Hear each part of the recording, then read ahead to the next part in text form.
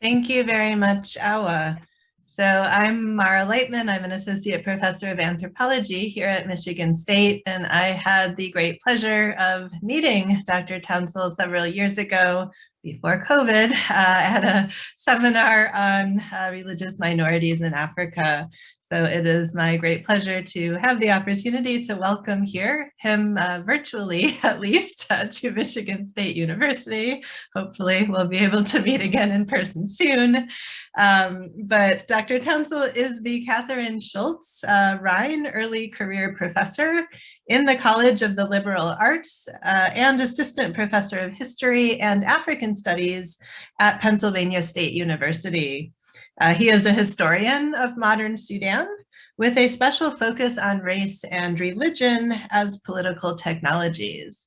His first book, which he will be talking to us about today, which was very recently published, so congratulations, Chris, on that. The title of his first book is Chosen Peoples, Christianity and Political Imagination in South Sudan, and that was published by Duke University Press. Dr. Tounsel's scholarship has also appeared in numerous journals, including the Journal of African American History, the Journal of Religious History, the Journal of Eastern African Studies, and the Journal of Africana Religions. He's also published in more popular venues such as The Conversation.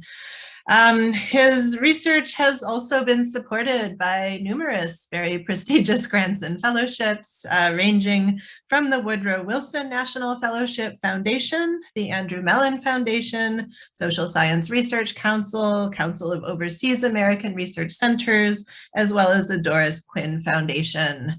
So without further ado, then, the title of his talk today is Christianity is Now Your Tribe, Christian and Ethnic Politics in South Sudan. So welcome, Chris. Oh, and thank you so much, Mara, for that very kind introduction. So I will pull up the PowerPoint and go from here. So the book of Exodus chronicles the story of the Hebrew leader Moses, who, as an infant, was famously placed in a basket of reeds and sent down the Nile River after the Pharaoh ordered all Jewish baby boys to be killed. However, baby Moses is seen by Pharaoh's daughter and is retrieved by her enslaved person. And Moses is subsequently reared in the lap of luxury. But as a grown man, he becomes incensed one day at the sight of an Egyptian slave driver beating an Israelite, and in a fit of rage, he kills him. And so he flees to the wilderness to presumably spend the rest of his days in obscurity, before God famously appears to him from a burning bush and commissions the stammering Moses to lead his people out of the house of bondage. And after a series of plagues and the providential killing of every firstborn son in Egypt, the king of Egypt finally concedes to Moses's request. But after the Israelites had already commenced their flight from Egypt, the Pharaoh experiences a change of heart, right? And he pursues the Israelites with his chariot army. And in what is perhaps the Hebrew Bible's most iconic scene, depicted here in a 19th century painting, God parts the Red Sea and allows the Israelites to escape over dry land. And when God unbridles the floodgates, Pharaoh's army is annihilated. And after 40 years in the wilderness, Moses' successor, Joshua, finally leads the people into the promised land. Now in 2014, Ridley Scott's Hollywood adaptation, Exodus, Gods and Kings, debuted. And towards the end of the film, Moses, who is depicted here holding the very sharp sword, right, played here by Christian Bale, sits down and talks to Joshua, who is depicted to the left. Having just crossed the Red Sea with the rest of the children of Israel, Moses acknowledges to Joshua that they were as big as a nation of tribes, and that this reality concerned him. And so Joshua kind of quizzically looks at Moses and is like, why is this an issue exactly?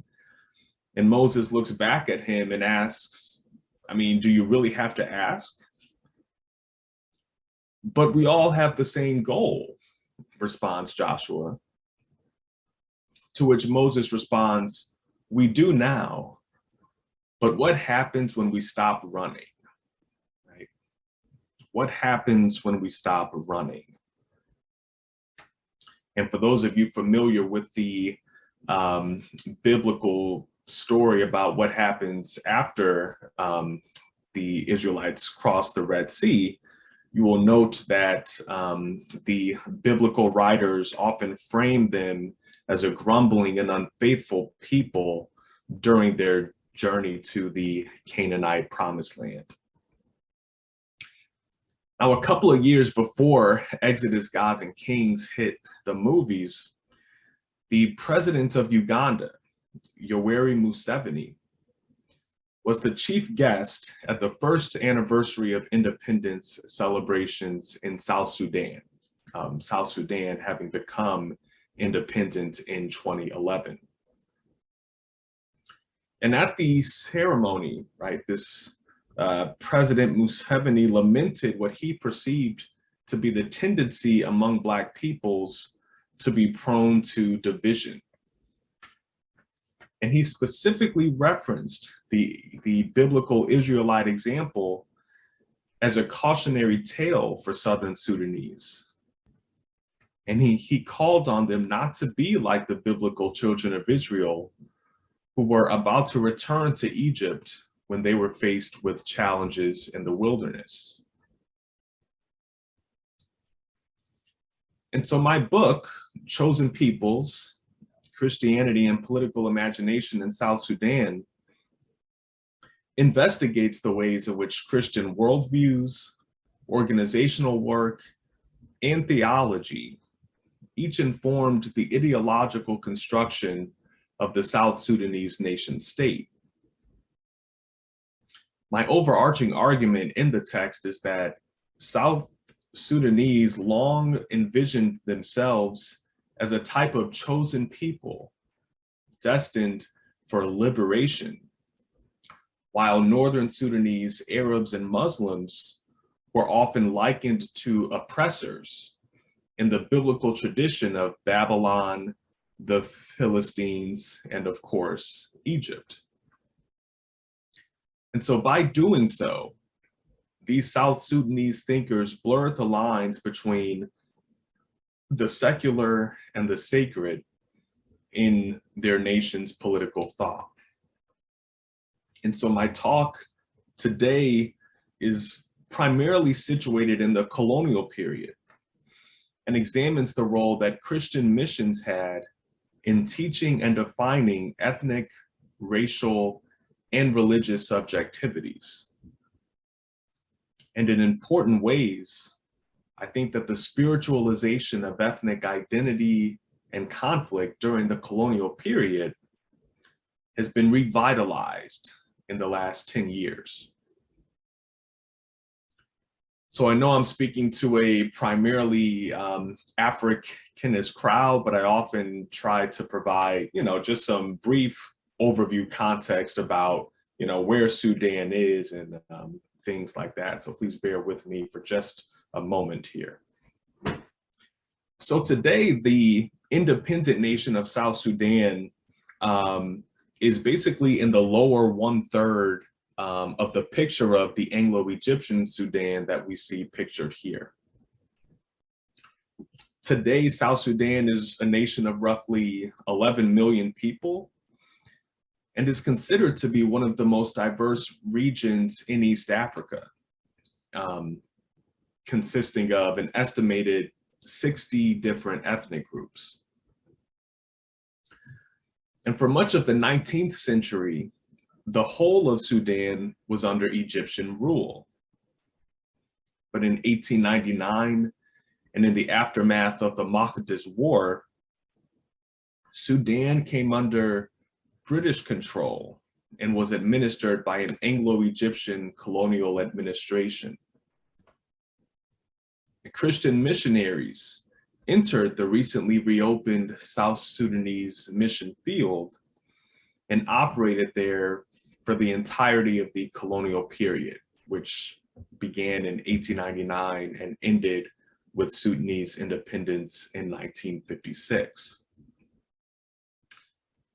And given the kind of Muslim versus Christian nature that the Makdis War had assumed, as well as contemporary missionary discourse pitting the two Abrahamic faiths in global conflict with one another, Southern Sudan was approached as a kind of religious battlefield, right? This kind of very critical square in this global chessboard, right? Where Christianity and Islam were kind of warring against each other for supremacy, right? And so missionaries from all over the world, right? From as far east as Australia to as far west as Iowa, right? Flocked to Southern Sudan in their attempt to ensure that the cross would not be eclipsed by the crescent.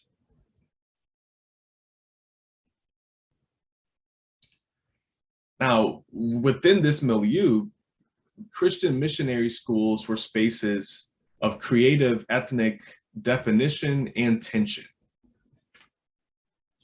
At the Church Missionary Society's Nugent School alone, 36 languages and dialects were spoken at one point. In 1949, one observer at this particular school noted that, quote, "There are the tall, slim, jet black Dinka and Noor boys, whose tribes are great cattle owners." And so, again, at the Nugent School, which was the school run by the Church Missionary Society, it was incredibly diverse, right? And there were sports and house and inter-house competitions. There were groups like the Table Games Club and the Boy Scouts. And of course, everyone was expected to wear the same uniform in an effort to encourage a more kind of common ecumenical identity amid such ethnic diversity. But despite the effort to cultivate unity, there were also signs of division at Sudanese mission sites. John Perry, who was a church missionary teacher school at Yambio, a church missionary society teacher at Yambio, wrote one correspondence from Loka, intimating that lack of a lingua franca was an obstacle to achieving social cohesion among the student body. And he noted that their knowledge of English was apparently not strong enough to bind the students together as a social unit, which led them to revert to vernaculars once they left the classroom. He also decried the fact that they did not kind of mix together as a single unit and instead would basically self-segregate themselves, right? Breaking off to eat, talk, and make friends only within their own ethnic groups. And quarrels between boys of different ethnicities also sheds light on the way that spirituality was injected into conversations concerning ethnic conflict. One incident occurred in which a Noor chief, having compiled an excellent record in school, became the target of a vengeful Dinka. The Dinka eventually brought charges against him, and the chief was found guilty and punished. However, it was reported that after the Nur chief had received his corporal punishment, that he actually asked to remain behind, knelt down, and prayed for the Dinka who had brought charges against him, that he might not hate him, but actually convert him to Christianity. Writing from Obel in June of 1954, Reverend W.B. Adea wrote that a fight had occurred despite the fact that the older boys lived in mixed groups. And so that next month, an unnamed writer wrote to Reverend Adair and opined that, quote, if they can learn to live together harmoniously, it will be a real witness to the influence of Christ in their lives, right? So this idea that evidence of true Christian conversion is the ability to relate to people outside of your own ethnicity.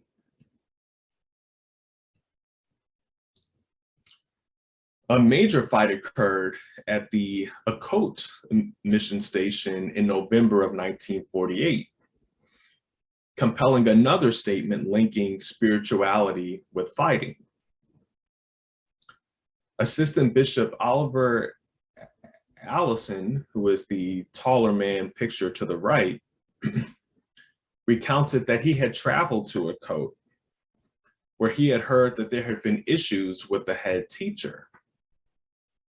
Apparently, one of the Boer Dinka teachers in training had married a girl that the other teacher, who was an Agar Dinka, had wanted to marry himself.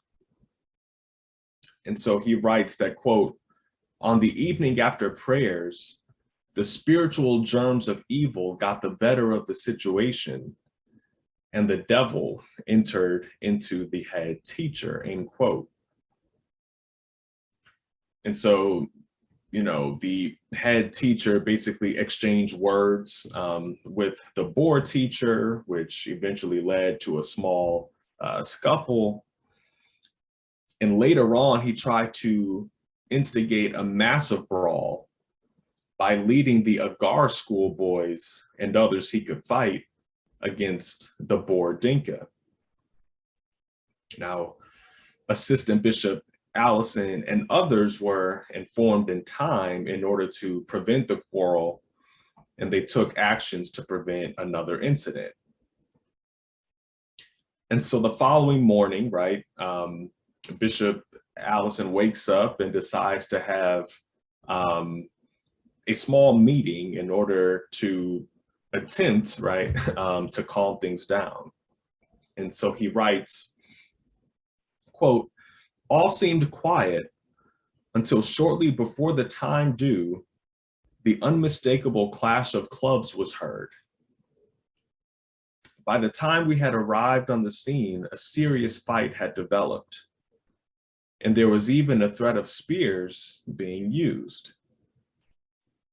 Young teachers and others were seeing red, and blood was beginning to flow. In the providence of God, we were able to intervene and stop the fighting, but not before the ringleader had a fractured skull and other bad wounds, end quote. And so Bishop Allison basically rushes to the closest hospital with those who had received the worst injuries. And so he writes that if only as a result, the Christians can be led to see the sin and folly of such actions and the disgrace that they bring to the Christian church, good may yet come of it. And that, you know, such, you know, conflict and displays of, you know, bad behavior, right, were not good advertisements of the need of the full gospel of salvation, right? End quote. of the futility of a nominal adherence to the Christian faith, right? So again, this kind of framing of Christianity, as a kind of, pacifying social force, right? Now, before the term had completed a month, two teachers were once again involved in a fight, and each was immediately terminated from their positions. After outlining the troubles that had occurred at a coat, J.B. DeSerum, who was also employed by the Church Missionary Society, framed the recent disturbances through a spiritual lens, saying, quote, "We began by realizing that a coat's sad plight was due to sin. Hatreds and feuds may be part and parcel of normal Dinka life, but for a Christian, they are sins," end quote. And so obviously, right, this is, pejorative, stereotypical description of Dinkas, right? This idea that it is, natural, right, for Dinkas to be in conflict, right? Yet and still, right, problematic as that statement is, it is still an illuminating view into kind of what the mission staff was thinking. The spiritualization of intergroup conflict, I argue, marked a very important development, right? For someone like Bishop Allison, the fighting could be traced to the spiritual germs of evil, right? And a kind of satanic influence on the head teacher. Conversely, right, he frames the providence of God as being responsible for allowing them to basically stop the fight. And similar to Bishop Allison's contentions, for J.B. DeSerum, the conflict was not just wrong, right, or bad behavior, but was actually morally sinful, right? And that the solution to such sinful conduct was deep repentance and a true adherence to the Christian faith. And so taken together, right, these schools of thought kind of position ethnic conflict as a spiritual dilemma, excuse me, that Christianity could conquer.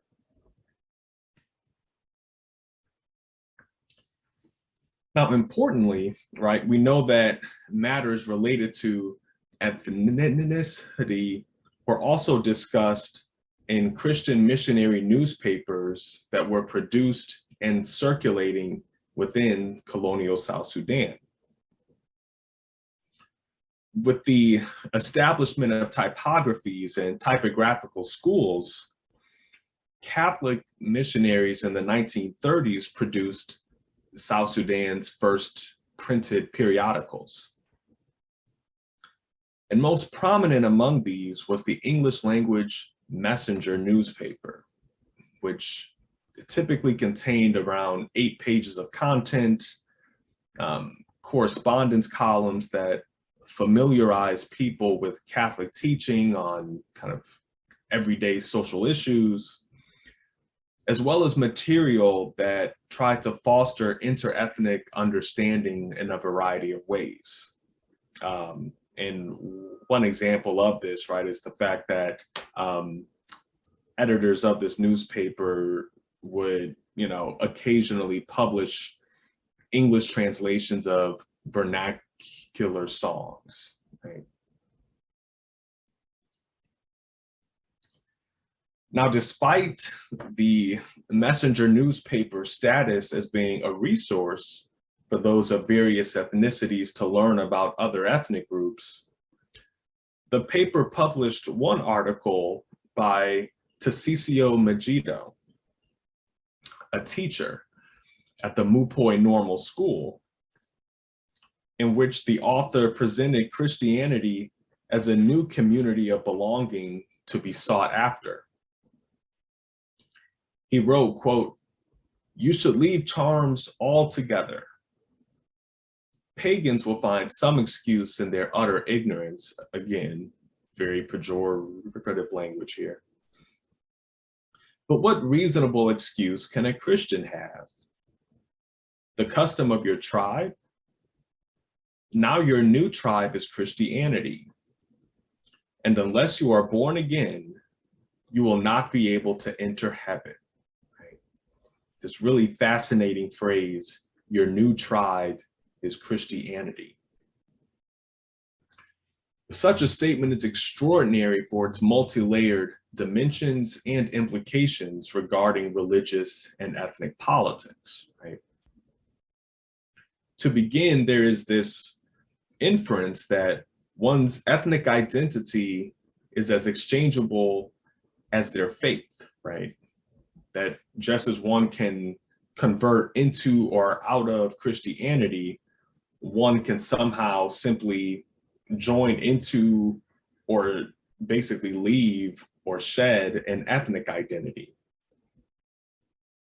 And the term tribe, right, despite its colonial connotations, is not employed here as necessarily being antithetical to Christianity, but rather Christianity itself is presented as a type of tribal community in its own right. But could Christianity, right, or any religion for that matter, provide a social framework that could foster unity across ethnic lines, right? This being an argument, right, made by some British figures in colonial Sudan. Decades later, right, in the early 21st century, this question has assumed paramount importance for South Sudan, right? And particularly when South Sudan separated from Sudan and reached the proverbial promised land of independence in 2011. But less than 3 years, right, after entering the land of milk and honey, the new nation found itself embroiled in an internal conflict drawn along ethnic lines, right? The two major groups involved in the conflict being the Dinka, which are South Sudan's largest ethnic group, and is the ethnic identity of the incumbent president, Salva Kiir, and the Nuer, who are South Sudan's second largest ethnic group, and from whom Salva Kiir's main antagonist, we'll call him Riek Machar, the Nuer being the tribe from which he hails, or the ethnic group from which he hails. And so while this most recent period of ethnic conflict has debunked any notion that South Sudanese felt a sense of pan-Christian solidarity strong enough to either subsume ethnicity or prevent ethnic tension, Christian leaders voiced opinions that invoked the colonial period in compelling ways. One example comes from the man pictured here, Paulino Lukudu Loro, who was the former Catholic Archbishop of Juba. In October of 2011, Archbishop Loro co-led a symposium entitled "One Church from Every Tribe, Tongue, and People" at Juba's Nyacaran Cultural Center. The title of the symposium was borrowed from the book of Revelation, chapter 7 and verse 9, where the Apostle John describes his apocalyptic vision of a major multitude from every tribe, tongue, and people, dressed in white, holding palms and standing before the throne of God. In the symposium's opening address, Archbishop Loro delivered a powerful argument concerning diversity and unity in the new South Sudanese nation, saying, quote, "We cannot and must not be afraid of our tribes. Unless we recognize and believe in our tribes, first of all, as gifts of God, we will have a problem, and we may fight because of our tribal background. We must recognize ourselves indeed as a part of our tribe so that we will be able to live together in honesty. It would be useless for us to deny ourselves and say, oh, let's not talk about our tribe and background. Wrong. We would then be hiding something. We are what we are. If I realize myself and each of you in your tribe, that you are what you are, and that we can be together, then we can make one nation from every tribe, tongue, and people," end quote, right? So this really kind of compelling, biblically based argument that tribes and ethnic diversity are in fact inventions of God, right? And so the solution is not to kind of de-emphasize the pride, right, that one might have in their own ethnic identity, right, but instead to celebrate ethnic identity, right? And so, yeah, just a quite interesting theological argument there, right? And one that is very much different from what we saw in the colonial period.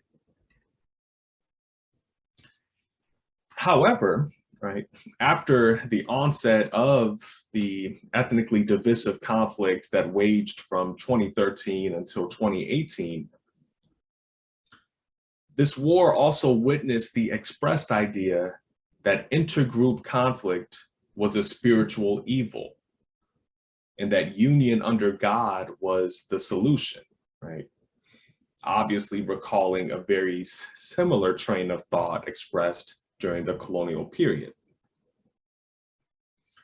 In December of 2016, Bishop Isaiah Jau of the Pentecostal Church of Sudan spoke during a Christmas celebration and warned the South Sudanese to cease all violence. And he told the cheering congregation that, quote, "Shedding blood is the work of the devil, and anyone who is killing people is doing the work of the devil," end quote. Bishop Jau identified love of God as the solution for the nation's tribalism. And he declared that peace could only be achieved if people reconciled with God and with each other. In his 2015 Christmas message, Anglican Archbishop Daniel Deng explained that peace was both necessary and impossible to achieve without God, and that by asking for God's forgiveness, people opened themselves up for his love and compassion and grace. And in a fascinating interpretive moment, Archbishop Deng deployed the book of Galatians, chapter 3 and verse 28, to state that, quote, "Racially, tribally, and ethnically, all are one in Christ," end quote. However, later on in his sermon, Archbishop Deng commented on ethnicity's relationship with the divine in a way that echoed Catholic Archbishop Laurel's words a couple of years earlier, saying, quote, "Let us celebrate our diversity by honoring one another. Our diversity is a God-given thing. We did not make ourselves to be who we are in our various ethnic groups," end quote. And so in this way, right, he is using the book of Galatians to confirm the overarching unity of Christian faith that transcended ethnicity, while affirming that none other than God had created ethnic identities in the first place, had created the very diversity that should be celebrated, and that such celebrating of diversity was done by honoring one another. And so in closing, I believe that the colonial period in South Sudan can be highly instructive for grasping a better understanding of the religious thought that has been expressed during this most recent period of that nation's history. Christian missionary schools and newspapers each served as important sites of Christian and ethnic politics in the region. Christian missionary schools were ethnically diverse spaces that attempted to encourage unity and cooperation across ethnic lines. And when conflict did arise, Christian workers argued that intergroup fighting was a moral evil and that union under God could solve this problem. But can Christianity, right, as suggested by some colonial figures, provide a social framework that could or can foster unity across ethnic boundaries? How effective is the inference that one's ethnicity or race, right, is as exchangeable as their religion, right? This notion that Christianity itself is a type of tribal community. And finally, what import might such questions have for a South Sudanese nation that is only 10 years into the proverbial promised land of independence, right? But yet and still just emerging from a devastating, ethnically divisive civil war? Whatever the answer or answers might be, South Sudan's colonial past may provide valuable context when pursuing such inquiry. So thank you so much for your time, and I look forward to the Q&A. Thank you very much, Dr. Tounsel. And if you have questions, please write them in the Q&A section. You can also raise your hands if you want to ask a question directly. I'm just going to pause and drink some water real quick.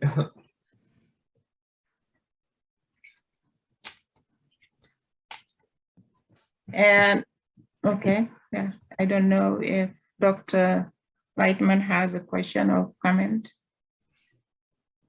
Yeah, I'll begin as we wait for questions to arrive from the audience. But thank you so much, Chris. That was a fascinating talk, and understanding these relationships between religion, race, and ethnicity are so important and oftentimes so understudied. You really did a really fascinating job of connecting the colonial and missionary history to the present day. I was wondering, just following on that theme, if you could give our audience a little bit of an update of the situation in South Sudan today and how these themes continue to resonate with the ongoing political tensions and, of course, the coup in Sudan as well, and what reverberations that might have. Sure. So thank you for that question. Yeah, what's been really interesting about the situation in South Sudan since the conclusion of the ethnic war in 2018 is the fact that the South Sudanese church has found itself within the crosshairs of the state, right? The church, I think, has continued to kind of operate as a kind of public commentator in terms of what is going on in public life, in terms of state-sponsored corruption, poor education, lack of resources and things of that nature. And so whenever the church has kind of publicly critiqued the state for not really doing its job, right, the state, unsurprisingly, right, has kind of recoiled against the church. And so you have this really fascinating phenomenon right now where the church, which so often operated as kind of the liberation mouthpiece of the South Sudanese people, is now finding itself facing the very type of, state-sponsored repression that characterized the 20th century wars against Khartoum, right? And in terms of the coup that took place in Sudan, you are exactly right. I think that for people in South Sudan, there would certainly be cause for concern, right? Although Omar Bashir is no longer in power, he is still alive and in country, right? And Bashir was someone who within kind of South Sudanese liberation thought was literally called on multiple times Satan, right? So, this was like the face of everything bad about, the state that South Sudanese people waged multiple wars against, right? And so there's this kind of looming specter, right, of, Bashir is out of power, but could he ever come back? Is he stable, right? Does he want, South Sudan back in Sudan's clutches, right? So I think we'll see, the prayer, of course, is that free and fair elections can take place in Sudan, and that Bashir would, face the music, right, for, the human rights abuses that his state allowed to have. So, yeah. Thank you. Sure. And I see, I'm sorry, if I should read the questions or. That's fine. You can read them or I can read them, either way. Okay, sure. So I see one question, what can be done to achieve an everlasting peace in South Sudan? And when it broke away from Sudan, we expected peace. However, it is the opposite that we currently see. Absolutely, right? I think there are two ways that I can answer this, right? One is, if I had the answer to what could be done to achieve an everlasting peace in South Sudan, I would immediately call Norway and be like, I deserve the Nobel Peace Prize, because that is the one, or the, $100,000 question, right? With all these problems of, gender inequality, poverty, low resources in terms of education, right? Ethnic conflict, what can be done to achieve a lasting peace? I will mention several things that I think can be done to get the ball rolling in that direction, right? One is the fact that freedom of the press is enshrined in law, but is not really practiced in South Sudan. And so people, in my opinion, from my perspective, need to be comfortable enough, right, to hold the powers that be accountable without fear of retribution, right? There needs to be much greater gender equality, right? When it comes to, girls and women being able to have access to elementary, secondary, and higher education, right? There need to be free and fair elections, which is something that was supposed to take place years ago, but Salva Kiir, like other,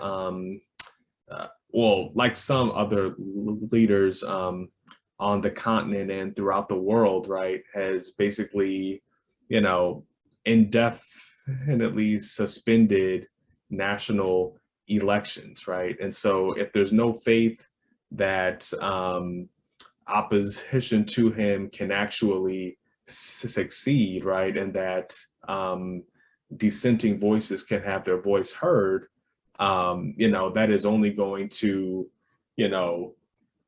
protect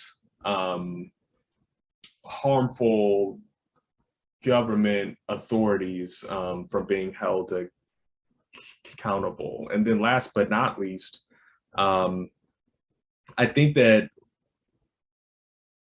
there's a way in which the army in South Sudan is seen as basically being the same as the state, right? The SPLA for so long was the revolutionary army, but when South Sudan became independent, right, the army basically became the state.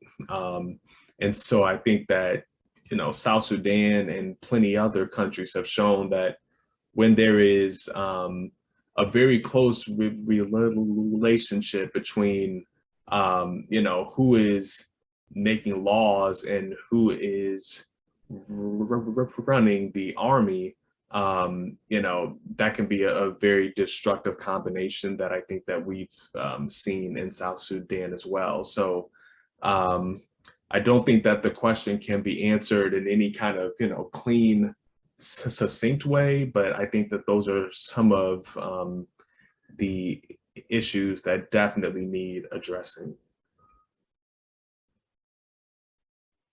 Mary? Sorry, so Chris, you're saying the powers of Christian prophecy that you began your talk with do not extend to yourself. That's I don't know, but so I would be in the wrong profession if I did have them, but alas, I do not.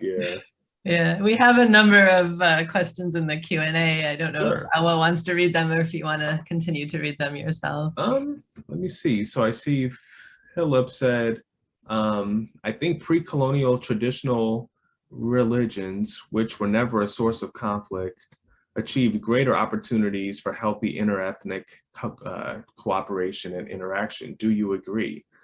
That is a good question.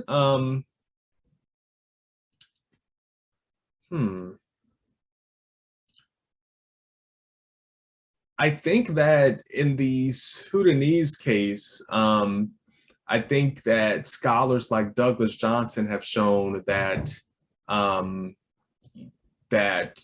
contrary to kind of how the popular press has often framed, not just Sudan, but in some ways the whole of Africa as being this place of kind of, long-lasting conflict going back to, ancient times, and, people in Sudan kind of really like leaning into these, primordial identities, right, that people are basically willing to fight and die for. We know that objectively speaking, that is just not true. And in the Sudan specifically, right, there has been research done on how, Dinka and Nuer have not always been in conflict, right? That you had those who, married each other, right, had kids, right? And so I don't know if I can say whether or not pre-colonial traditional religions were not ever a source of conflict, but I will say that the fact that we know that ethnic groups in South Sudan throughout history, and certainly in the pre-colonial period, were able to live in relative peace and harmony would, be a very clear argument for the fact that one should not presume, right, that, Western institutions alone or religious ideas kind of introduced by colonial actors are the solution, right? We know that Africans have always been capable of, maintaining, healthy, diverse societies. And that being said, I absolutely do believe that pre-colonial traditional religions do have ideas, teachings, and principles that would be able to, contribute and foster interethnic cooperation within South Sudan specifically. I see Katie's question. I'm intrigued by the ethnic diversity of these early mission. Yes. I'm intrigued by the ethnic diversity of these early mission schools. This seems quite different from 19th century mission projects in other parts of Africa, which were often focused on a single ethnicity. Is there a connection between the global ecumenical movement of the 1920s and 30s, e.g. the International Missionary Council founded in 1921, and the ideal of ethnic cooperation? Yeah, so I think that South Sudan presented kind of an interesting context for early 20th century missionaries, because on one hand, right, the actual geographic region was kind of imagined as a kind of Christian region that could, stop the spread of Islam from places like Egypt and northern Sudan from basically going further south into East and Central Africa. And so within the Christian missionary imagination, right, this kind of single region of South Sudan was seen as kind of a prioritized space, right? But of course, with over 60 ethnic groups represented, right, missionaries in South Sudan quickly understood, right, that in order to effectively evangelize, they had to produce an enormous amount of not just vernacular language Christian sources, right? But also you would have to have institutions like the Church Missionary Society's Nugent School, which would produce, ideally, people who are fluent in English, right? And who could go on to, attend school at, like Caraway, Oxford, Cambridge, right? But be kind of a diverse lot, right? Because if they had only focused on, say, the largest groups, right, that wouldn't really be a comprehensive strategy. So I think that there is a certain connection between the global ecumenical movement of the 1920s and 30s and the emphasis on teaching local languages and not exclusively English was a very big part of that. Renee, have you looked at the differences among schools during the colonial period? For example, the use of English as a lingua franca versus local languages. In Uganda, the elite schools were able to teach English to a degree, making it more suitable as a common language, while other schools might have been more similar to the schools you've described in Sudan.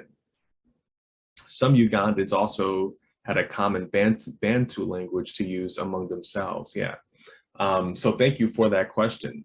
Yeah, so one of the things that the colonial state in South Sudan was very keen on was trying as much as they can, or sorry, trying as hard as they could to avoid what they termed cultural alienation, right? They did not want the Dinka to basically convert to Christianity, learn English, and not be fluent in their own language and culture, right? And so to that end, while English was absolutely taught, right, indigenous languages were also prioritized. What's really interesting, though, is that within Christian missionary schools in South Sudan, one language that was approached with great trepidation was Arabic, right? Because of this, I'll call it, objectively false idea, right? That to learn Arabic somehow, some way meant that the logical next step would be that you would become a Muslim, right? We know, of course, that there are tens of millions, if not hundreds of millions of Arabic speaking Christians throughout the world, right? But we know, again, right, that in the early 20th century in Sudan, there was a great fear that the South Sudanese people not be fluent in Arabic for fear that they would begin learning the Quran and things of that nature. Right? Let's see, David. And first off, David, congratulations on your new post at BU, and I hope that that goes well for you. David said, let me see. First off, thank you for a fascinating presentation. I was wondering if there have been any historical or contemporary differences between religions or between denominations of Christianity in regards to ideas of interethnic solidarity or division in South Sudan. Basically, do the genealogies you described through mission education have any particular resonance among certain religious communities today? Yeah, so great question. So I would say that during the early independence period of Sudan, so Sudan as a whole becomes independent in 1956, there was a great difference between the way that the Anglican Church in South Sudan approached the Khartoum state and the way that Catholics did. So the three main missionary organizations that were allowed to operate in colonial South Sudan were the Anglicans, the Catholics, and the American Presbyterians, right? So those three denominations. The two largest of those, however, were the Anglicans and the Catholics. The Anglicans had the reputation of adopting more of a kind of render to Caesar approach to the state, right? This notion that one kind of proves their, true Christian faith with how good of a citizen they were. And so even in the face of, we'll just call them repressive laws, right? The idea was the better you are able to submit and to be a peaceful subject, the greater your Christian witness would be, right? The Catholics were perceived as having the very opposite approach, right? The Catholics had a stance of, any law that is intrinsically immoral is no real law at all. And that if it comes between obeying the state or obeying God, the choice is always God, right? And so you have Catholics who are, in the 1950s and 60s, participating in strikes and protests. And actually one Catholic priest, Saturnino Lahore, actually takes up arms, right? Joins the rebellion and is killed, right? And so he is seen as kind of South Sudan's, Christian soldier hero, right? In terms of how those identities have come up today, I think it's very interesting. The Anglican Church is certainly the largest denomination today. Salva Kiir is a Catholic, and Pope Francis is actually scheduled to travel to South Sudan in the month of July. So I'm really excited about that, right?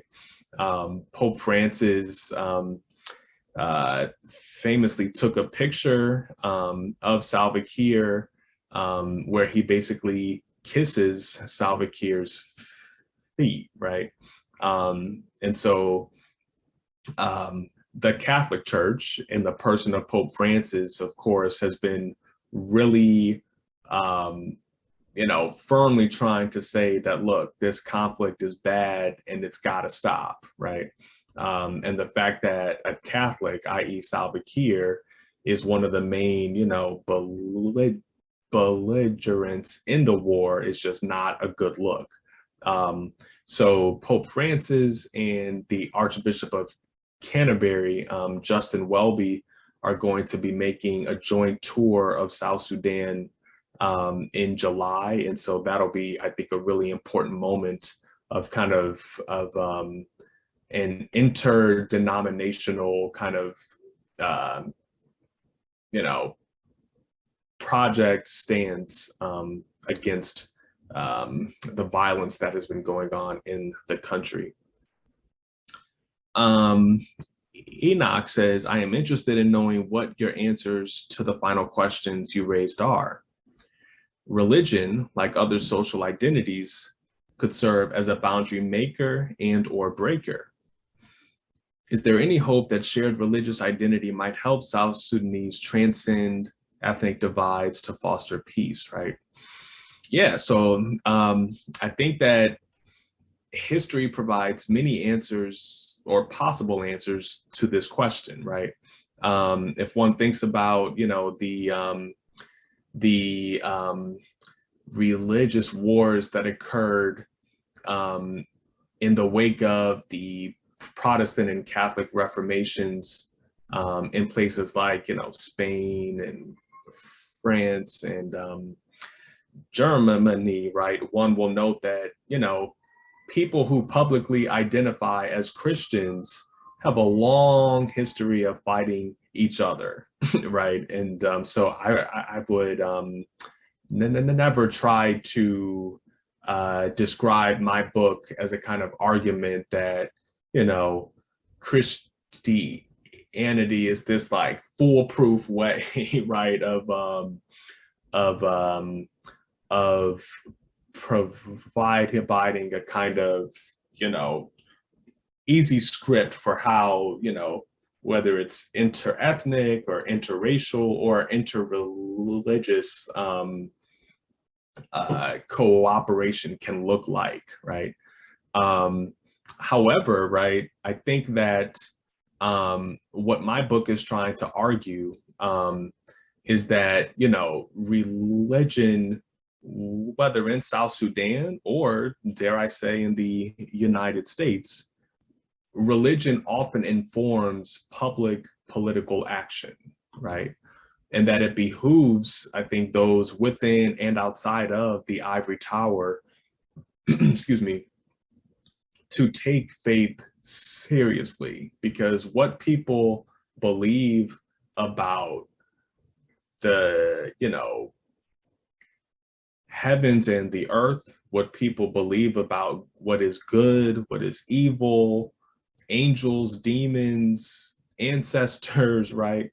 These things inform how people, basically run for office, who they want to vote for, right? Who that they will fight and kill for, right? Who they will allow, which people to have access to certain resources. And so in a context like South Sudan, which is a majority Christian country, right? I think the stats now are it's about 65% Christian, right? We have a context that is ethnically diverse, not wholly educated, right, is emerging from a devastating conflict, right, has an incredibly lucrative resource in oil, right? It sits on an ocean of oil, right? Is in this kind of very interesting geopolitical location, right? And so, you know, how can the Bible, or what people believe about the Bible, inform nation building, right? And so my book ends with a quote from Franz Fanon, where he says, you know, nationalism is not a political project, right? That, you know, it can do a lot, but it is not an actual program upon which a state can, you know, long sustain itself. And so I would dare to argue that religion is the same, right? That just like I think there is, or one could argue that nationalism can have some productive, you know, consequences, you know, and context, of course, is very, very, very key here, right? I think that religion, while not a nation building project, right, nevertheless, right, can have certain kind of constructive, you know, or that religion can be kind of a constructive resource, right? And then last but not least, this is a great presentation. I would like to know how you came to title your book, Chosen People. Also, I would like to know what your experiences were with the different tribes when you went to Sudan. Yeah. So to be clear, the book is actually Chosen Peoples. And so the chosenness was an ode to, you know, kind of my overarching argument that people in South Sudan have a particular relationship with biblical Israel, and the way that biblical Israel had, you know, a peculiar place, right, as being identified as God's special elect people, right? And the fact that with chosenness came an understanding that while there might be, you know, present day oppression, right, that liberation will come. But I titled it Chosen Peoples rather than Chosen People, because those who have seen themselves as chosen within South Sudan have come from a variety of ethnic groups, right? And so the chosen peoples, right, include Dinka, Nuer, Zande, Shilluk, right? And so I try to capture the fact that South Sudan, while a single nation, is a nation of peoples, and that this idea of chosenness, right, is one that kind of transcends a particular ethnic identity. And in terms of, yeah, I can just share that my experiences with different ethnicities in South Sudan, I would say were very illuminating. I think like most people, well, I won't speak for other people. I will say that I was very glad that what was portrayed in the Western media was not necessarily what I went through in South Sudan, right? I found everyone to be extremely friendly, right? I found that people got along, right? So I was not, I guess, privy to or witness the kind of very fierce ethnic polarization, right? I stayed at a church guest house, which on Sundays, the church had, I think, about 6 services in different languages, which I think was a very kind of insightful thing for me to see, right? How, you know, a single church building, right, could have different ethnic groups, you know, in the building at a particular time, right, based on what one's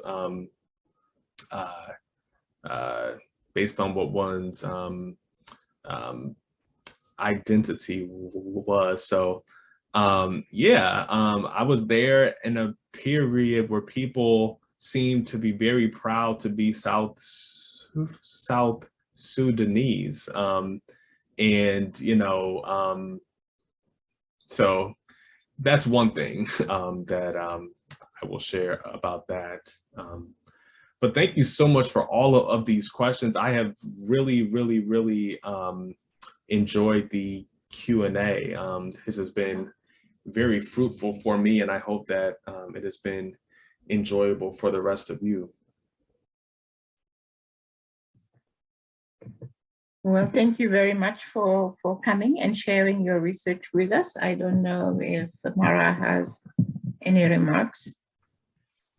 Yeah, I just also want to thank you, Chris. This has been wonderful. I think you can see by the very engaged audience that your talk has been fascinating, has generated a lot of interest. I did include the link to the book in the chat, so hopefully thank you so much. That will give you some additional readers from our audience.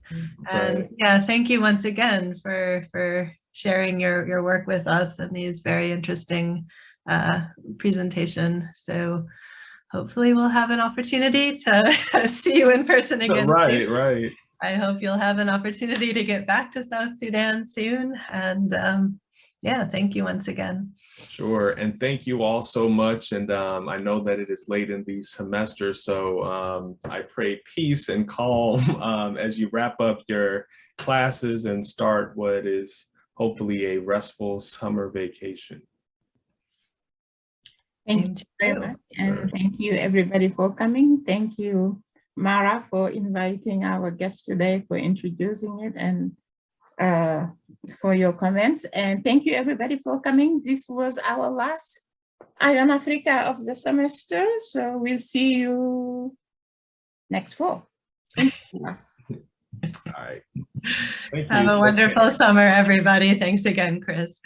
All right, you're welcome.